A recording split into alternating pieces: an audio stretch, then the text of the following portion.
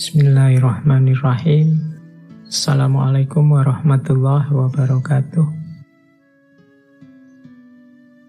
Beberapa ajarannya Lao Tzu, Tao Te Ching.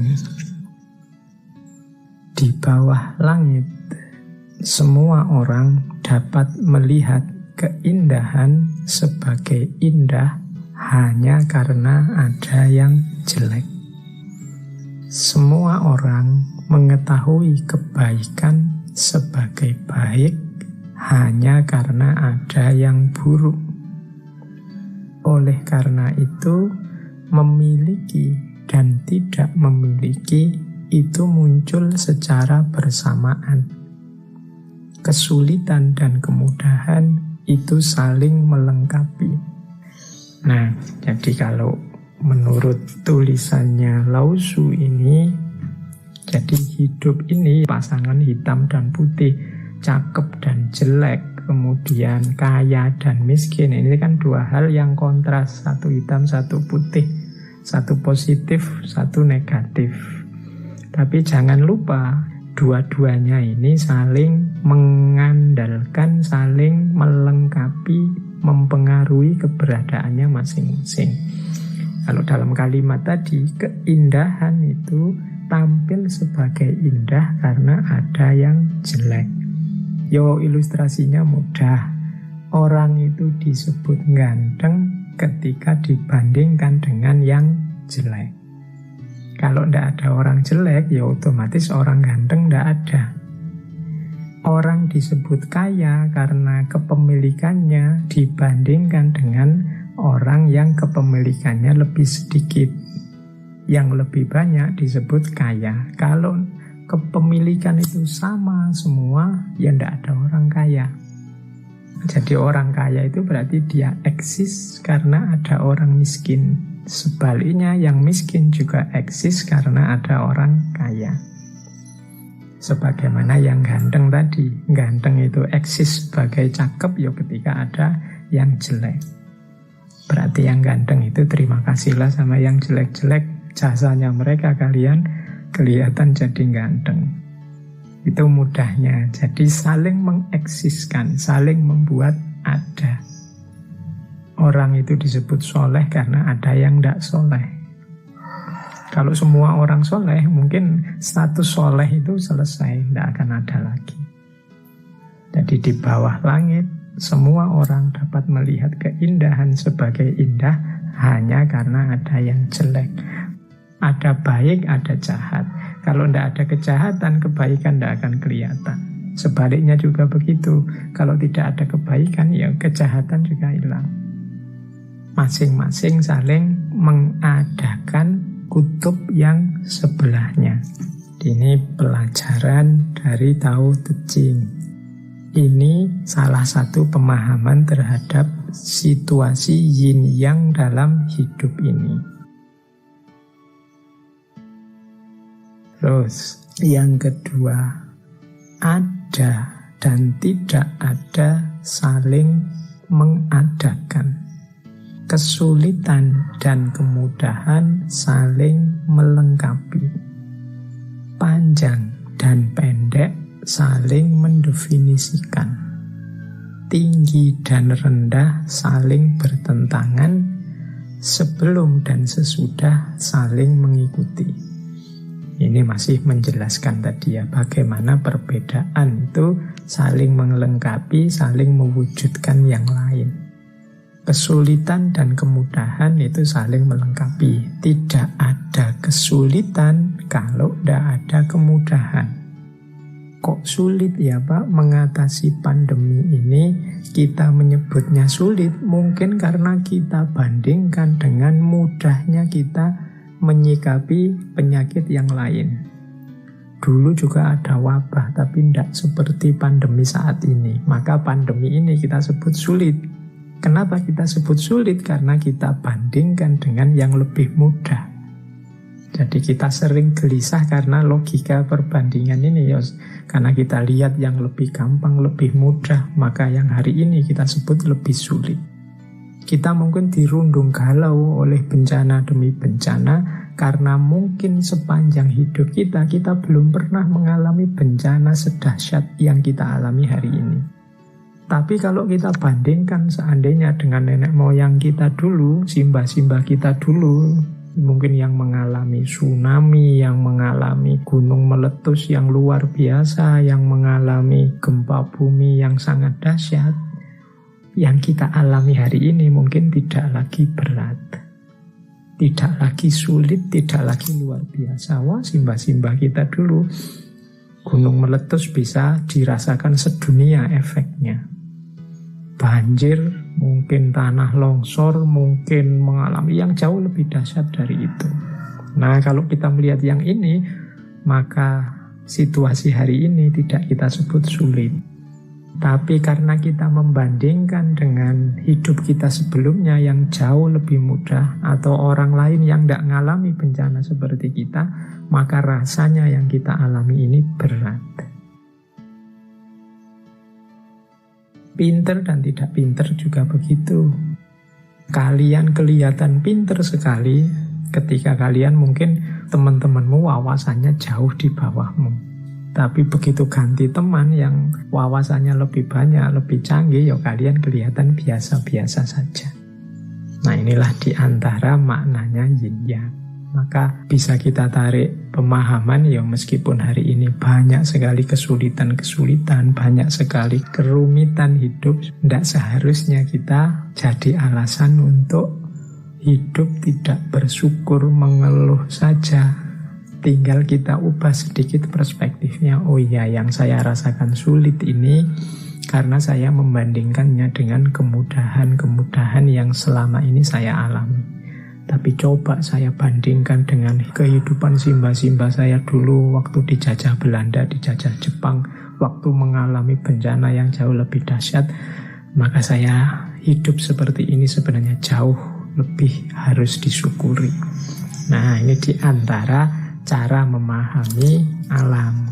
Karena ada dan tidak ada, saling mengadakan, kesulitan dan kemudahan saling melengkapi, panjang dan pendek saling mendefinisikan, tinggi dan rendah saling bertentangan, sebelum dan sesudah itu saling mengikuti.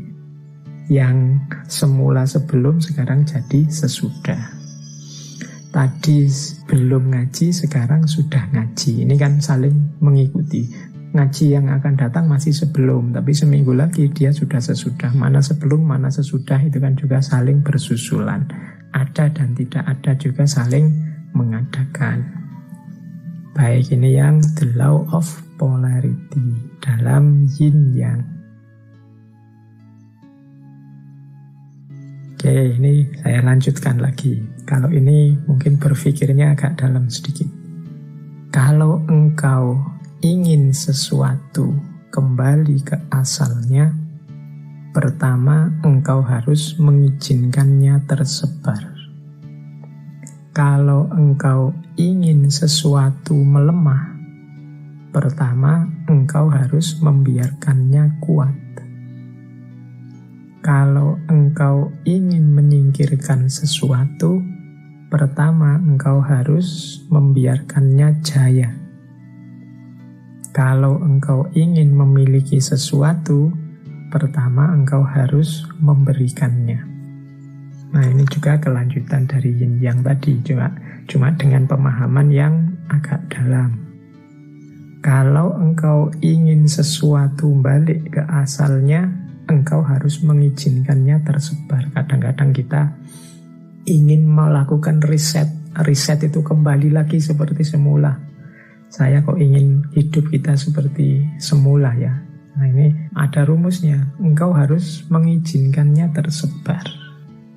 Ini maksudnya apa? Yo, gimana bisa reset kalau belum berkembang? Riset itu kan kembali ke asal itu kan. Kalau sudah berkembang kemana-mana baru kembali ke asal. Jadi siklusnya orang hidup itu kan lahir, mati, lahir lagi. Kalau belum lahir, ya tidak akan ketemu mati. Maka untuk bisa sampai ke titik mati, biarkan lahir dulu. Kalau kita ingin situasi yang baru, yang seperti kelahiran kembali harus siap mengalami mati. Setelah mati baru lahir kembali. Kalau engkau ingin sesuatu melemah, pertama engkau harus membiarkannya kuat. Ini kan seolah-olah bertentangan, tapi ya bagaimana kita ingin melemahkan sesuatu kalau sesuatu itu belum kuat? Ya berarti kalau dia belum kuat, dia masih lemah. Kalau masih lemah, apa ya perlu kita perlemah? Dia sudah lemah. Berarti kalau kita ingin melemahkan sesuatu atau seseorang atau sekelompok orang, itu berarti sebenarnya kita mengakui dia sudah kuat. Kalau dia belum kuat, bagaimana kita melemahkan? Kalau kita ingin membungkam orang, berarti biarkan dia bicara. Loh bagaimana kita akan membuat orang diam, wong dia kita larang bicara? Nanti logikanya seperti itu. Sebaliknya, kalau kita ingin memiliki sesuatu, kita harus memberikannya. Untuk bisa mendapatkan cinta, kita harus memberikan cinta. Untuk bisa mendapatkan kehormatan, kita harus mau menghormati orang lain. Jadi kalau engkau ingin memiliki sesuatu, pertama-tama engkau harus memberikannya. Kalau engkau ingin menaklukkan orang lain, berarti pertama-tama biarkan dia jaya. Kalau sudah jaya, baru ada alasan untuk menaklukkan. Kalau dia belum jaya, apanya yang engkau ingin taklukkan? Wong dia belum jaya. Nah, ini logikanya seolah-olah aneh, tapi ya dalam hidup ini begitu. Kalau kita ingin membakar sesuatu, kita butuh api, butuh korek. Padahal yang kita inginkan api besar, tapi modalnya harus api kecil. Ini hukum yin yang baik. Ini kalau diuraikan dengan contoh-contoh ya sangat banyak. Tapi intinya berarti hidup ini ada mekanisme dialektika antara hitam dan putih, antara lahir dan mati, antara panas dan dingin. Yang ini harus kita ikuti ritmenya. Tidak mungkin putih semua dan tidak mungkin hitam semua. Ya seperti logika lahir dan mati tadi, bahwa hidup ini harus seimbang antara yin dan yang. Kalau yin saja, hidup ini akan beku. Kalau yang saja, hidup akan terbakar. Teman-teman harus paham benar ritme antara yin dan yang ini. Yin ketemu yang ketemu yin. Kalau yin ketemu yin, jadinya beku. Kalau yang ketemu yang, jadinya mendidih. Kadang-kadang kita mengalami momen saling marah, saling gegeran. Marah ketemu marah, itu yang ketemu yang, hasilnya mendidih. Atau saling diam, yang satu diam, yang satu diam. Yin ketemu yin, hasilnya beku.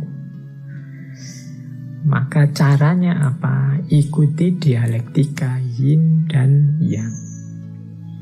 Jadi dialektika hukum alam. Nah, nanti kelanjutannya yin dan yang itu ketemulah namanya wu wei. Jadi wu wei itu kegiatan kita yang mengalir bersama alam. Kita ikuti ritme yin dan yang dialektika alam semesta.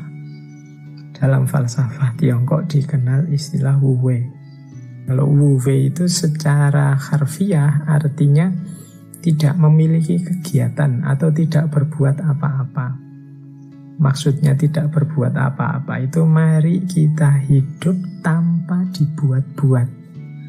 Kita hidup yang wajar saja, tidak sembrono, sesuka kita, tidak melihat ritme alam, tapi juga tidak palsu. Seseorang silahkan mengalir saja dengan ritme kodrat alami kehidupan ini. Jadi kita jalani hidup secara alami, tanpa ketegangan, dengan sederhana, dengan bebas, tidak melakukan sesuatu yang sia-sia, tidak ada gunanya. Apalagi melakukan sesuatu yang hanya untuk dipamerkan saja, sama sekali tidak ada gunanya. Nah, ini namanya wu wei. Hari ini mungkin banyak di antara kita, coba kita muhasabah sebentar, berapa persen kegiatan kita sehari-hari yang itu memang efektif, sesuai, alami, dan berapa persen yang ini hanya dibuat-buat saja, atau ini tidak ada pentingnya sama sekali, atau ini hanya menghambur-hamburkan energi, tidak ada gunanya.